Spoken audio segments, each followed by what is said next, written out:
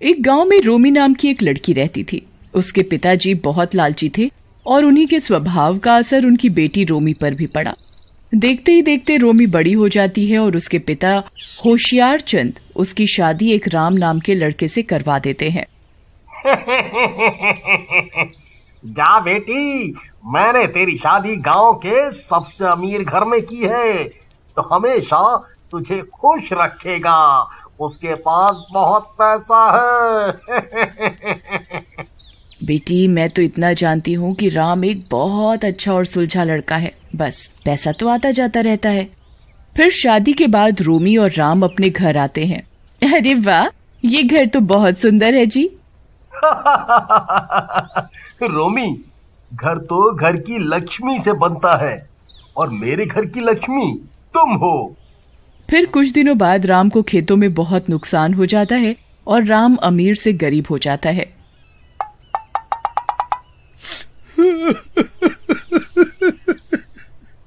और वो दोनों एक किराए के छोटे से मकान में रहने लगते हैं।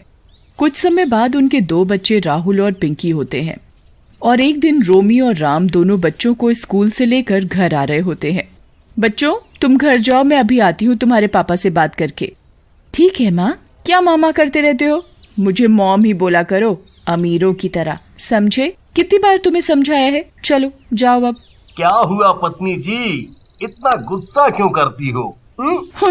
वारी किस्मत, ये क्या खेल दिखाया तूने? इस सादे से घर में तो मेरा दम घुटता है। पता नहीं कब पैसा आएगा हमारे पास। देखो ना जी, ना हमारे पास एसी है, ना बच्चों को अच्छे अंग्रेजी स्कूल में डालने के पैसे। अरे तुम परेशान क्यों होती हो? जरूरत का सब तो है हमारे पास। जिंदगी ठीक ही गुजर रही है। रहने दो जी, तुम्हें तो पैसा कमाना आता ही नहीं। उनकी ये सारी बातें पेड़ पर बैठी एक चुड़ैल सुन रही होती है। चुड़ैल तो मैं हूँ, लेकिन इस लड़की की हरकतें बिल्कुल चुड़ैल जैसी ही है। ये मेरे प्यारे से राम को कितना सुना रही है। इसे तो सबक सिखाना ही पड़ेगा। अरे रोमी, जितना है मैं तो उतने में खुश हूँ। तुम क्यों दुखी होती हो? समय हमेशा एक जैसा नहीं रहता। जैसे अच्छे दिन हमेशा नहीं रहे, वैसे ही बुरे दिन भी हमेशा नहीं रहेंगे। गुजारा करना ही काफी नहीं होता? ना ही घर में अच्छा फर्नीचर है, ना ही अच्छा घर, ना गाड़ी है, ना कहीं घूमने जा सकते हैं, ना अच्छे जेवर हैं। हर महीने वो घर का मालिक आ जाता है किराया मांगने। ये भी कोई जिंदगी है? हम तुम साथ हैं ये कम थोड़ी है। चलो अब घर जाओ, मैं भी जा रहा हूँ काम पर। इतना बोलकर दोनों चले जाते हैं। ये कैसी औरत मिली है? इतना अच्छा और ईमानदार पति मिला है इस रोमी को, तो सिर्फ पैसा और ऐशो आराम ही चाहिए। अगले दिन राम खेतों पर काम करने के लिए निकलता है। अरे राम तो खेतों की तरफ ही जा रहा है। चुड़ैल राम के सामने जाती है। राम रुको। आई मम्मी, बचा लो। अरे मर गया रे, भागो रे। चुड़ैल, अरे मर गया रे चुड़ैल। अरे डरो नहीं, मैं तुम्हें कोई नुकसान पहुंचाने नहीं आई। तुम मुझे नहीं पहचान पा रहे, लेकिन मैं तुम्हें अच्छे से जानती हूँ। तुम्हारी बीवी तुम्हारे लायक नहीं है। तुम उसे छोड़ दो और मुझसे शादी कर लो। मैं तुम्हें रोज यहाँ आते जाते देखती हूँ। क्या बकवास कर रही हो? मैं अपनी बीवी से बहुत प्यार करता हूँ। हाँ, माना कि वो पैसों को ज्यादा जरूरी समझती है, लेकिन इसका ये मतलब नहीं है कि वो मुझसे प्यार नहीं करती है। इतना बोलकर राम वहाँ से चला जाता है। राम, तुम बचपन से ही इतने भोले क्यों हो? कोई बात नहीं, मैं तुम्हारे साथ कुछ गलत नहीं होने दूंगी। अगले दिन चुड़ैल एक सुंदर लड़की रीमा का रूप लेती है और रोमी से मिलती है। रोमी जी, मुझे आपसे बात करनी है। जी कहिए। आप मुझे नहीं जानती, लेकिन मैं आपको बहुत अच्छे से जानती हूँ और ये भी जानती हूँ कि आप बहुत परेशान हैं। देखो, मैं परेशान हूँ या नहीं, उससे तुम्हें क्या लेना देना? तुम काम बताओ जिसके लिए तुमने मुझे रोका है। हाँ, आई तो काम से ही हूँ, क्यों झूठ बोलूं। मैं आपके पति से बहुत प्यार करती हूँ। आप मेरी उनसे शादी करवा दो। वो तुमसे बहुत प्यार करते हैं, इसलिए उन्होंने मुझे मना कर दिया। अरे तेरी हिम्मत कैसे हुई मेरे पति के बारे में ऐसी बात करने की, वो भी मेरे से? और उनके 2 बच्चे भी हैं। तुम्हें पता नहीं क्या? तूने दोबारा ऐसा बोला तो मैं तेरी जुबान काट दूंगी, समझी? मना करने से पहले मेरी पूरी बात तो सुन लो। इसमें तुम्हारा भी फायदा है। अगर तुम अपने पति से मेरी शादी करवाओगी तो मैं तुम्हें बहुत सारा पैसा दूंगी।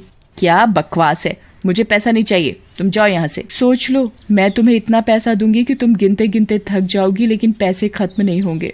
गाड़ी, बंगला, हीरो का हार, सब कुछ। जो तुम मांगोगी वो दूंगी, बस तुम ही हो जो अपने पति को मुझसे शादी करवाने के लिए मना सकती हो। रोमी ये सब सुनकर दंग रह जाती है। चुड़ैल उसे एक बैग देती है।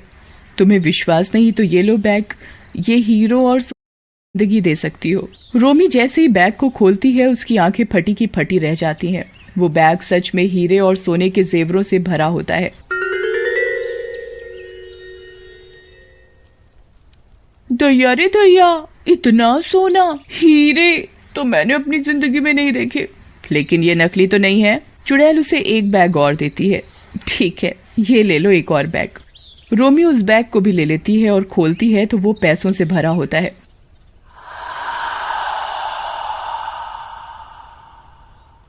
अरे ये तो असली पैसे हैं। लेकिन तुम हो कौन? तुम आम खाओ, गुठलियों के दाम मत पूछो। तुम अपने पति से मेरी शादी करवा दो। तुम्हें पैसा चाहिए और मुझे तुम्हारा पति। रोमी को कुछ समझ नहीं आता। एक तरफ वो राम से बहुत प्यार करती है और दूसरी तरफ जिंदगी सुधारने के लिए पैसों को भी जरूरी समझती है। क्या हुआ? क्या सोचा तुमने? मैं घर जा रही हूँ, ये बैग तुम ले लो। नहीं, ये तुम रखो और मुझे कल सोच कर बताना। मैं तुम्हें कल खेतों में मिलूंगी। रोमी घर चली जाती है और सारी रात सो नहीं पाती। अगली सुबह वो राम से बात करती है। राम, तुम मेरी एक बात मानोगे? एक क्यों, तुम जो कहोगी वो मानूंगा। तुम दूसरी शादी कर लो। क्या? आज सुबह सुबह मैं ही मिला हूँ मजाक के लिए? देख लो, तुम्हारी सौतन आएगी तो मेरा प्यार बट जाएगा। हाँ वो तो है, पर कोई बात नहीं। हम सबके सुख के लिए मैं तुम्हारी दूसरी शादी करने को तैयार हूँ। आज ही शादी कर लो।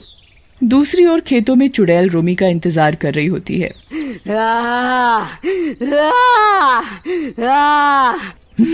मुझे बहुत गुस्सा आ रहा है। पता नहीं ये रोमी कब आएगी।